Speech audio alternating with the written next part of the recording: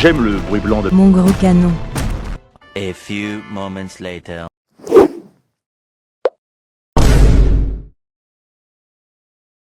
It was at this moment that he knew. He fucked up.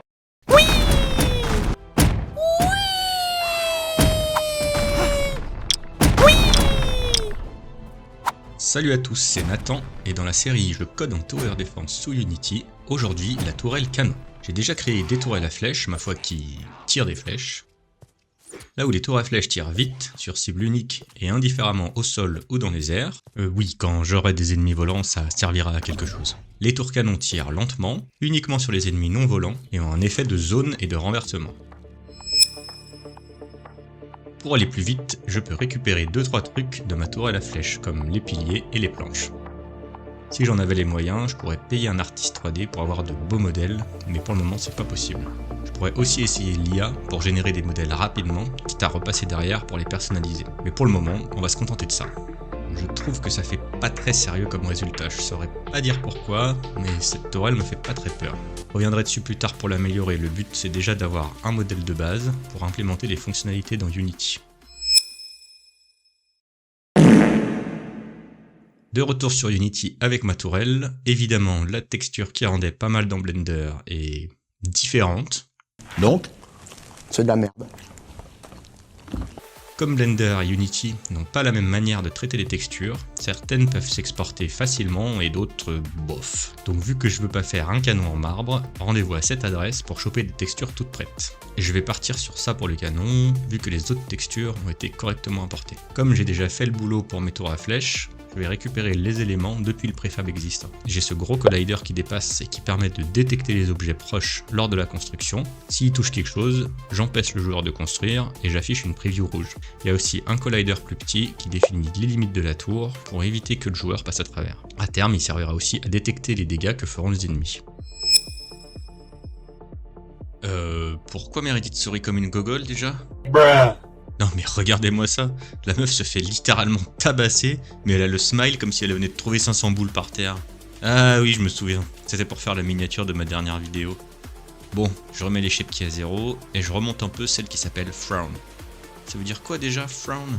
Stirnrunzeln. Et je trouve qu'avec un Stirnrunzeln. à 50, ça donne à Meredith un air un peu plus déter et un peu moins naïf, ce qui lui sied parfaitement. Voilà le script que j'avais codé à l'époque pour la tourelle à flèche. On détecte les ennemis dans un rayon donné et on choisit le plus proche comme cible.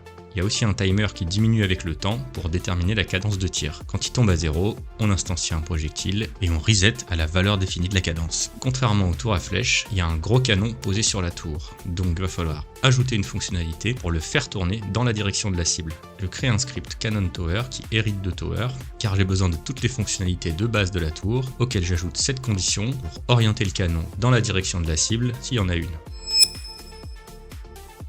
Ah oui quand même. En fait, c'est une tour qui donne littéralement des coups de canon. Il y a peut-être un concept à creuser, vous me direz.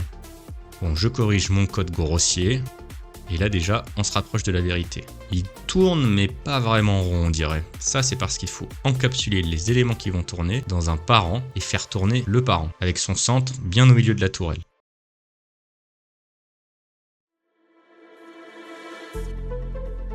Là, c'est mieux. Le canon a bien l'air de suivre sa cible, mais il n'est pas orienté correctement. Et ça, c'est parce que la fonction lookat aligne l'objet suivant l'axe bleu. Et comme le canon pointe vers un autre axe, il est décalé. Donc en théorie, tout marche, c'est juste que le canon est mal mis. Donc j'oriente le canon de manière à l'aligner avec l'axe bleu du parent, et là, c'est tout de suite mieux.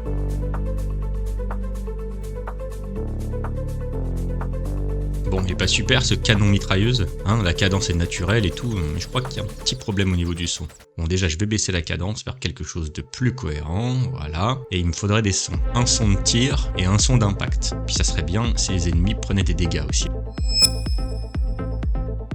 Je refais un petit tour dans Blender pour ajouter quelques détails, genre des engrenages qui tournent en même temps que le canon.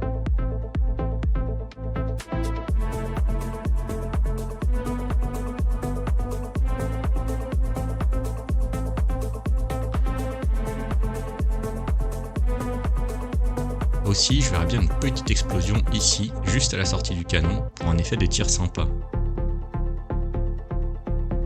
On aurait aussi besoin de quelque chose à l'impact. Un peu de fumée par exemple. Cette fumée n'est pas hyper belle, mais comme pour les autres aspects du jeu, il faudra que je refasse une passe à un moment pour améliorer la qualité générale. Je pense que c'est important d'avancer et de créer des fonctionnalités jouables avant d'avoir un rendu poliché.